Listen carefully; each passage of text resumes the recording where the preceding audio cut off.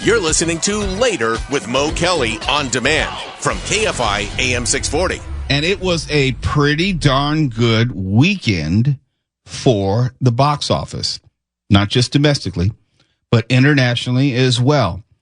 We're going to have a Wicked review in just a moment, but Wicked came in at number one. Here's the thing about Wicked versus Gladiator 2. Wicked had 112 million domestically, 50 million internationally, for a total of $162 million worldwide. So it did 2-to-1 domestic to international. Gladiator 2 had 55 million domestically and 165 million internationally. So it was 3-to-1 international to domestic for a total worldwide of 220 million. Gladiator 2 did not do real well here in the United States, but it did gangbusters internationally. And seemingly that's where it's going to have to make all of its money, because 55 million is not all that impressive here, but it is doing very well overseas. Number 3 was Red One. That's still hanging around with 13 million. I don't know if it's going to be able to make its money back. That's the one with Dwayne "The Rock" Johnson and Chris Evans. Number 4, I'm not familiar with. Mark, have you heard of Bonhoeffer? Pastor, spy, assassin? Oh, yeah, Bonhoeffer. Yeah, it's a World War II thing. Okay. All right. Not familiar. I believe. Okay. Number 5, still hanging in there. Venom, The Last Dance, pulled in another 3.8 million. Look, it's garbage, but it's still made more than 456 million worldwide. It's turning a profit, which means there's going to be another dance. It's doing what it's supposed to do, and this is its 5th week in studios. That's a long run for most movies these days. It's still in the top 5 after 5 weeks. Yeah, as I said, it's going to stay in the top 5. There's nothing coming out next weekend or the weekend after that will kick it out of the top 5. The films that are coming out over the next few weeks, they are distinctively different as far as audience appeal to Venom. And if Venom's appeal is working with the audience that wants to go see it, there's no need for a theater to not only not keep it in wherever it's running, but keep the marquees up, keep the posters up, because people are there for it. Man, this Bonhoeffer thing looks terrific. It's a World War II Hitler assassination movie. Okay. All right. I might check that out. Yeah. Going back to Venom, it's still in 2,500 theaters. And to your point, Tual, nothing's going to move it out of the theaters at this point. And movie theaters want to stick with something that people still want to see. And if it brought in almost 4 million this week, let's say it'll bring in another 2 million next weekend. It'll probably divide by half its remaining weekends in theaters. It's making money. I don't know why. And I love quote unquote superhero movies, you know, how they try to paint the genre. And I have no desire to see this movie. None. Yeah. At all. But it's making money, which means that there is an audience for that, whatever that is. All right, before I go any further, who saw Wicked the movie? I saw Wicked the stage show. I saw the movie. Oh, you saw the movie, Tuala. I saw the movie. Okay, and we know that Mark saw Gladiator, so we can pair your review with his review. I can say, without ever having watched the play, which I desperately wanted to see, when we had the opportunity to see it last time it came around, wasn't able to go. Why? Because I think we're working or something. It was crazy. I couldn't make it. Yeah, you were working. Yes. Yeah.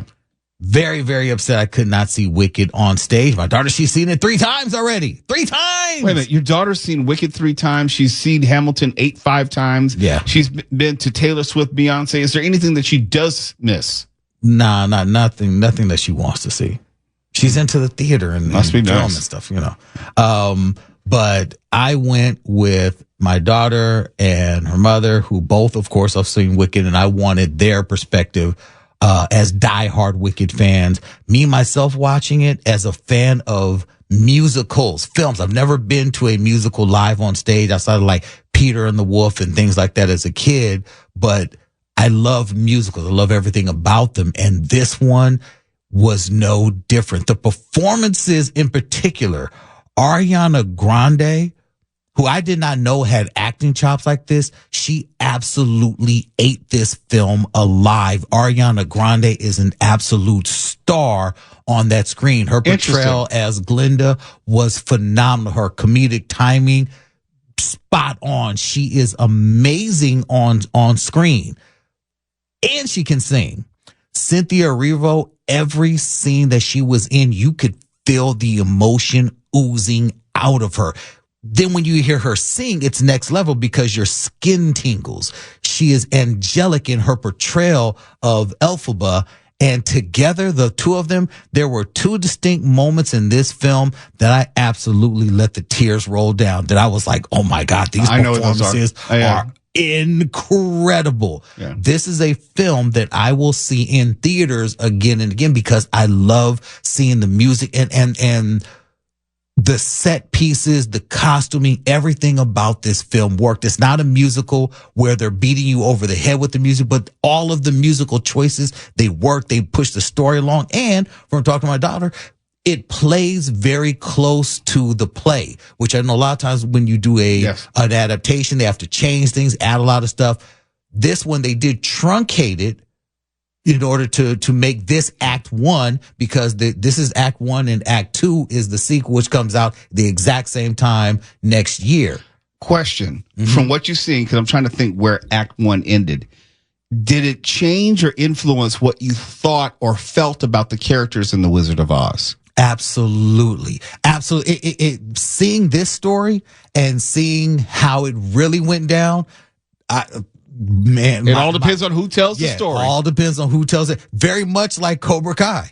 Very much like Cobra Kai. Yes, we always thought that Daniel was this innocent kid who was being picked up. And when you watch Cobra Kai, you're like, hey, seeing this from another angle, maybe he wasn't so innocent. Maybe he was the jerk. Well, in the title is a little bit of the giveaway as far as what it means to be wicked or not. Yes, absolutely. And I love how they told that story. I love how they told the story of how the Wicked Witch became. I love the political intrigue behind it. There were so many different moving pieces that I was like, oh man, she was set up from the beginning. From the beginning. Oh yeah, it crushed me. And I can absolutely see why she would ride on Oz, because wow. Wow. Yeah. From my understanding, the way this film ended, it ends at the exact point where intermission happens in the play. Okay. At that performance. That performance is the one that goes to intermission. This film ends on that exact same performance. When I say it was only, I'm saying that I expected it to be in more theaters. It was only in 3,888 theaters. A super wide Marvel release or something like that might be in as many as 4,500 theaters. This, as a holiday offering and also being number one, I expect it to pick up theaters in the next few weeks, especially after you get past Thanksgiving and into Christmas. And also as people start seeing The Wizard of Oz, as we always do during the holiday season, then they'll be even more inclined to go see Wicked. And as brilliantly as possibly could be done, they have signs in the AMC theater saying, please do not sing along. Please do not shout out. That's all hard this kind to of do. Stuff. Yeah. And they've announced there will be a sing-along version of Wicked released in the coming weeks. So even after this one may die down, they're going to release the sing-along version in theaters. That's brilliant. Oh, it is. It's going to be a moneymaker. And from what I understand, I haven't seen it yet, but from what I understand and what you're reiterating, there are going to be some Oscar nominations coming out of this. Oh, absolutely. Absolutely. The two leads, Cynthia Erivo and Ariana Grande, absolutely need to be recognized for their performances. The acting that they delivered on top of the singing, I thought it was stellar. Yeah, I think the Golden Globes are a foregone conclusion because they have comedy or musical category, which lends itself to this. So, yeah, I think that's a foregone conclusion.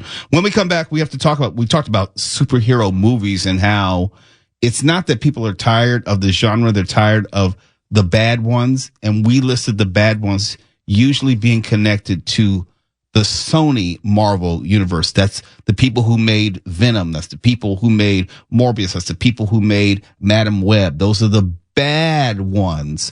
Well, they're getting ready to offer you one more called Kraven the Hunter. And we're going to talk about that and what people are feeling about it. When is it supposed to be released, Walla? Is it early next year? No. That's coming out in a couple of weeks. That's why. Yeah, See, perfect example. I don't know when this movie's even coming out. Yeah, I think it's coming out like the 16th. Oh gosh, this is a holiday movie. Do they not know who Kraven is? He's a hunter, and I believe it. I think, if I'm not mistaken, this one it might even have a rated R. That's what I'm saying. Yeah, because who releases a rated R movie for the holidays? It looks festive. Come on. KFI AM 640 live everywhere in the iHeartRadio app. You're listening to Later with Mo Kelly on demand from KFI AM 640.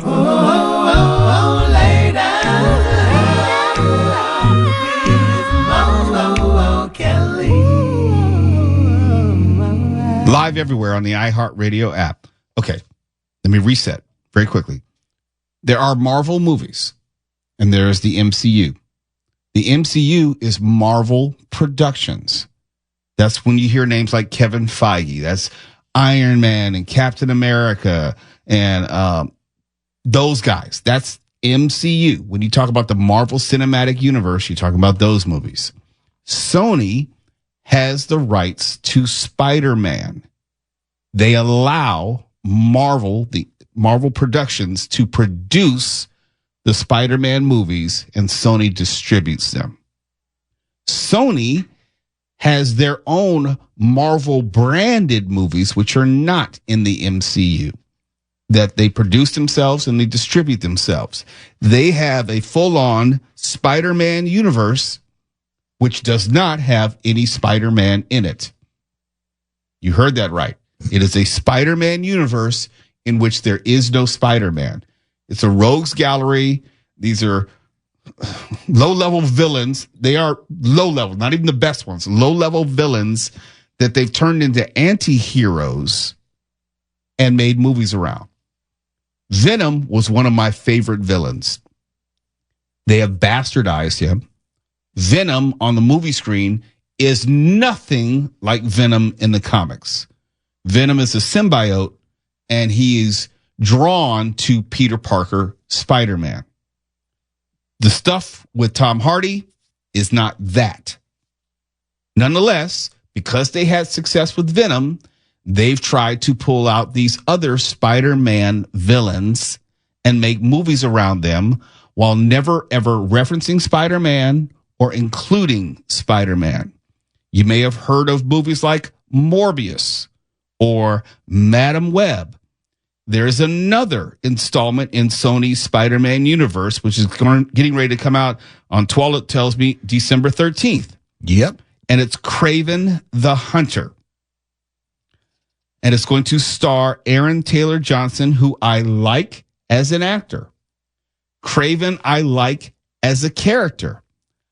I do not believe that I will like this movie, even though I like the idea of Kraven and also Aaron Taylor Johnson.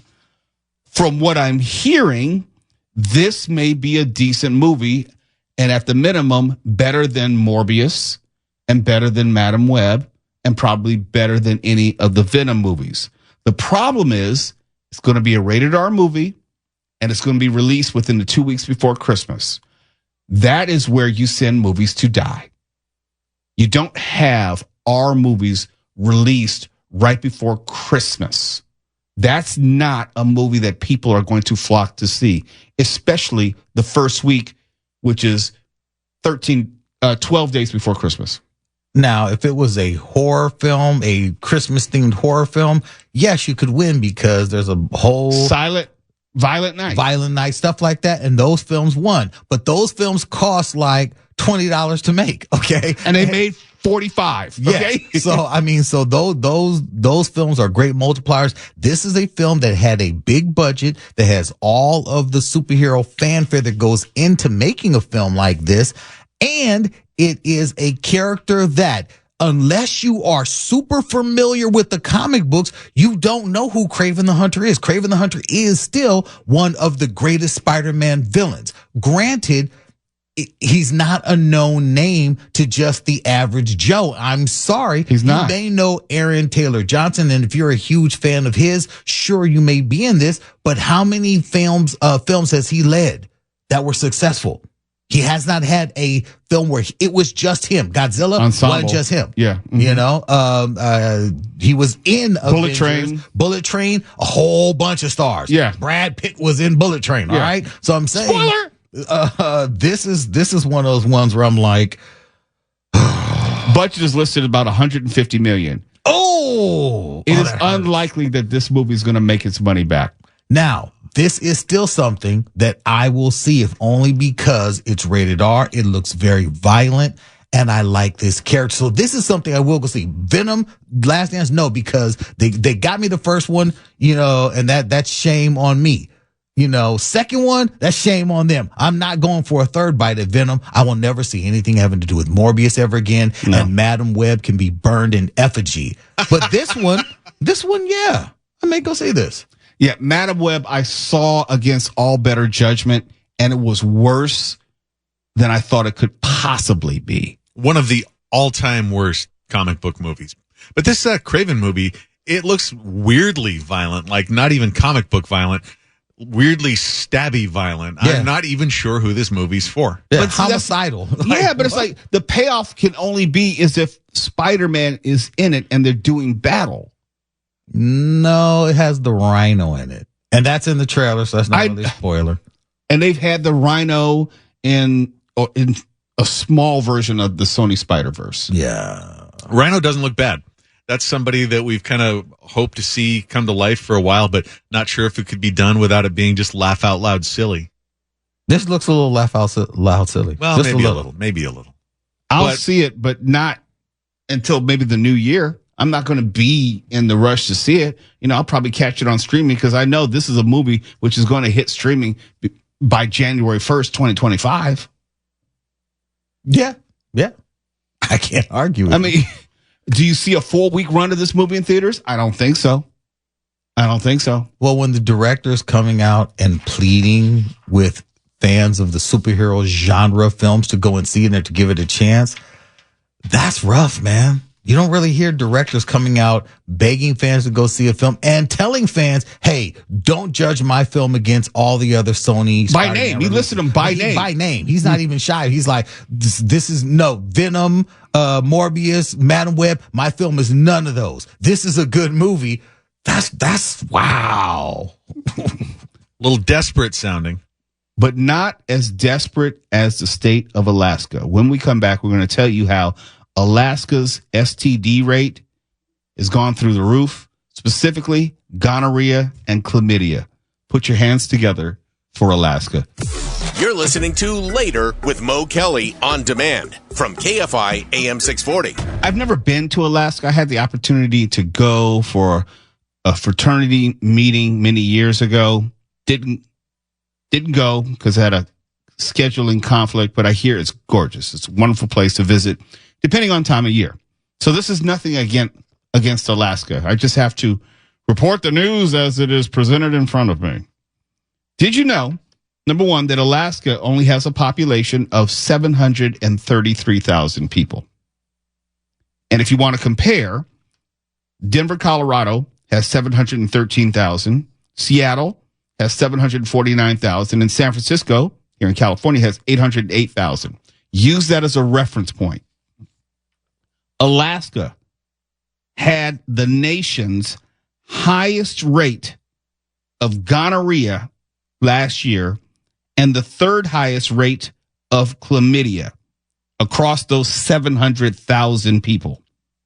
This is according to the U.S. CDC.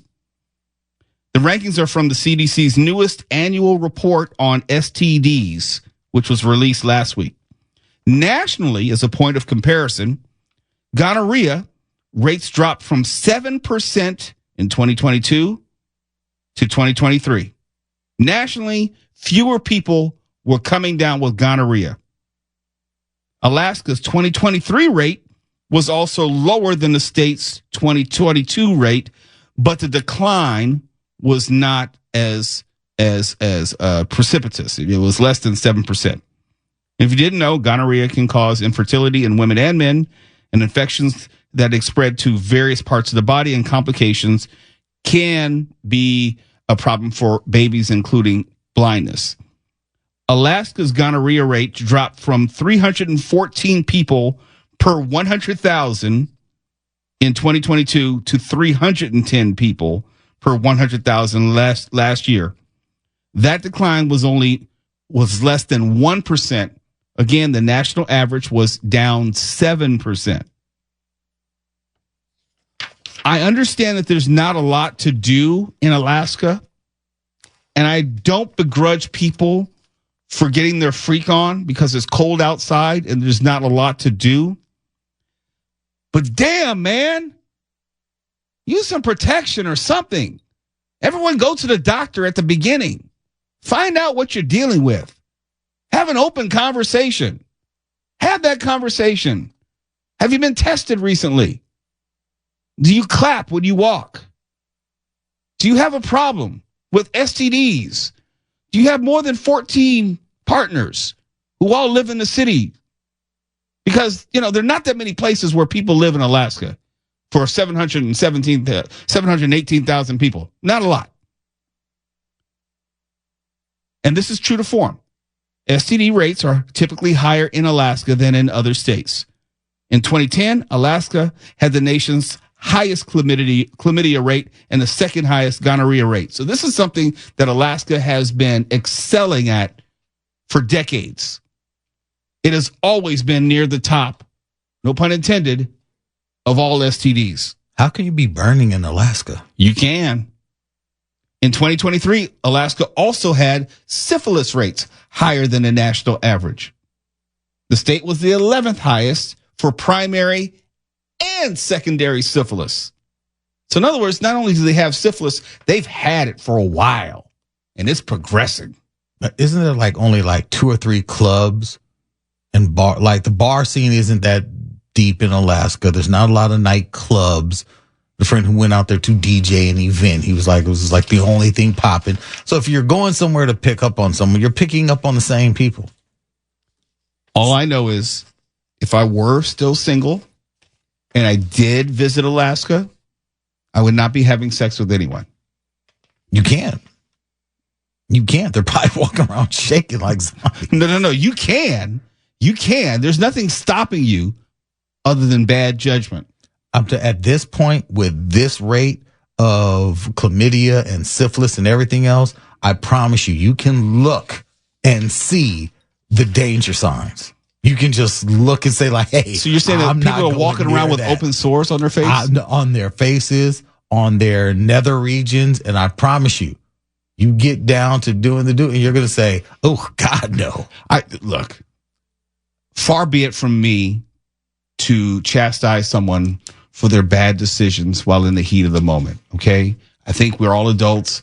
I've been there. I don't know about Stefan. I assume Tuwala has. He's told me some stories. We've all been there, and we probably made some bad decisions, maybe under the influence of alcohol, whatever. Yes. Okay? But after a certain point, you need to stop doing the same thing over and over again. And Alaska is doing the same thing over and over again. They are single-handedly raising the national average for STDs. That's no small accomplishment. Whatchamacallit spot? The cruise spot. Yes, it is. Yes, it is. But I haven't gone on any cruises to Alaska yet, and I have not disembarked, and I'm not having sex with anybody who lives in Alaska. Not even my wife. Thank God. If we stop in Alaska, I'm not letting her get off the ship because she might catch something by osmosis or the wind blowing or something. You just don't know. Yeah. You just don't know. Little filth pot Alaska is. You would think. Look, talk about American exceptionalism. It's like, come on. Look, I understand how Mississippi needs to be last in education, last in economics, but you're in Alaska. You got to do better than that. Isn't that Sarah Palin stopping grounds? Yes, it is. Yes, it is. That makes more sense now. I would make a connection between Sarah Palin and STDs. Also, stomping. Is that the right verb? Yes, it is. It is the exact verb I was looking for. I don't know. No, I don't know. There's some of those stories that I read about the Palins, and I just go, oh, yeah. Alaska? Oh, yeah. Yeah. Is Is it like a small dating pool? Is that it? Are there just fewer people to get your groove on with? And so you're all just sharing the same stuff? Or is it there's just more unprotected sex in Alaska? I think it's a combination of both. There's probably a handful of attractive people. Everyone else is bundled up. Everyone else is all wrapped up. And then, it's time to go to break. There's nothing else to say. You're listening to Later with Mo Kelly on demand from KFI AM 640. And before we leave up out of here, I did want to remind you, very important, that Pastathon is coming up on December 3rd. You can come by the Anaheim White House on Giving Tuesday, December 3rd, and see the live broadcast, donate on site, and drop off pasta/sauce donations. We're broadcasting from the beginning to the end, from Wake Up Call with Amy King all the way through this show, Later with Mo Kelly. This year, we're celebrating a significant milestone, 10 million meals served to disadvantaged youth. Your generosity has been instrumental in reaching this goal, and we are so grateful for your continued commitment. Remember, even if you can't attend, you can still participate in the excitement of the auction. And we just announced a very, very fabulous item for the auction, compliments of Later with Mo Kelly. And you can join in anywhere. Be sure to spread the word to friends, family, and colleagues. Check out some fantastic auction items on the website, AnaheimWhitehouse.com. And you could also now donate in-store at checkout at all Smart & Final stores in California, Nevada, and Arizona. Just tell the cashier you want to donate to the KFI Pastathon.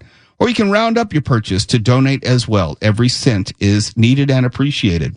As well, Wendy's restaurants in Southern California are offering coupon books for a donation to Katarina's Club in-store and at the drive-thru.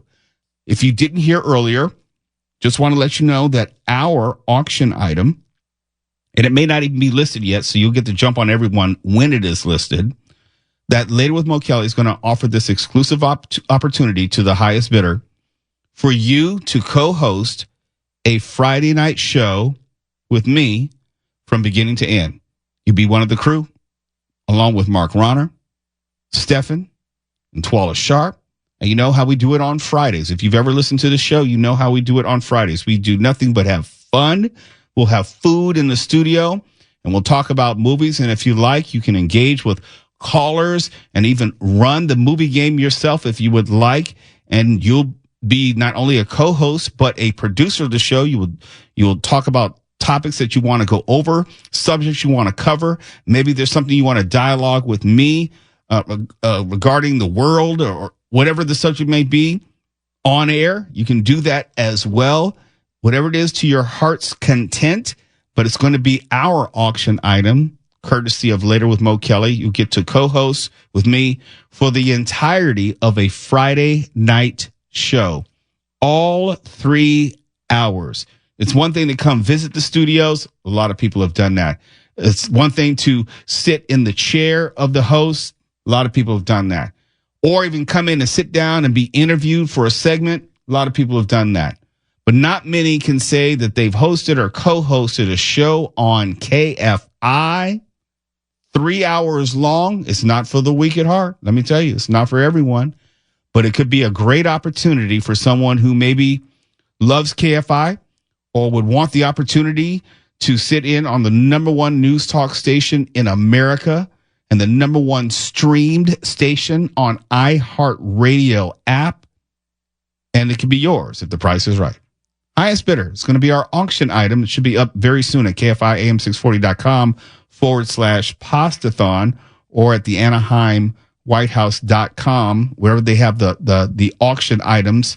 We just sent over the information to producer Michelle today, but we wanted to let you know tonight and announce that tonight. You can even take shots at Mark Ronner. You can ask him about the weather and why he was wrong about the weather. You'll find out there's nothing to it. It's just as easy as it sounds. Anybody could do it. And you know what? That's the thing. When I talk to would-be future radio professionals, maybe they're coming out of school, they're still in college, maybe they're in the broadcast journalism, and they say they want to get into radio, all three of them. The surprise, if they should start out as an intern here, when they're on the microphone for the first time by themselves and they hear themselves and they realize that it's not quite the same as, let's say, college radio. It's not quite the same as a music show. It's not quite the same when you realize that more than 100,000 people are listening in some 14 different states terrestrially. I'm not even talking about on iHeartRadio where you can listen around the world. You know, during the Friday night game, name that movie called Classic, we have people call in from Japan and all around the country and Australia one night. I mean, Crab Nebula. Right. Somewhere outside Proxima Centauri. Yes. Then they realize, oh, it's a little bigger than I imagined. But you'll have some pros here with you to guide you along. But it's also a fantastic experience where you get to feel the power of this station and how many people it can reach. It's a look, when I say it's the best job in the world, I mean that. And in all sincerity, it's the best job in the world. And it's a great experience that I would want for anyone who has any desire to be a part of the history of KFI. And we're offering it to you. Later with Mo Kelly, as a part of Postathon Auction, you can co-host this show for 3 whole hours. And when I say 3 whole hours, each segment is about maybe 8 minutes long. So that's 12 segments, 8 minutes, about 96 minutes altogether. And it can seem like an eternity if you're out there by yourself with no net. That is the length of a feature film that you got to be running your mouth. And I know that everyone has one show in them, and this is just one show, so you should be able to make it through that. But it gets more and more difficult when you have to deal with whatever's in front of you, whatever's happening in the news that you don't get to decide, you don't get to determine, or something is breaking news and you just have to switch gears and deal with it right as it's happening. And then you realize, oh, it's not as easy as I thought. It's not quite as easy. But here's your chance. And I get a lot of messages from people saying, oh, I can do that. Here's your chance.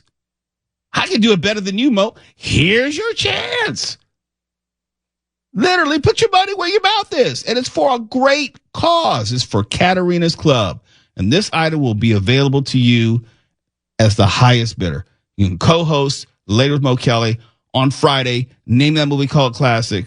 The whole shebang. 3 hours. Stefan will be here. Mark will be here. Tawala will be here. I'll even be here.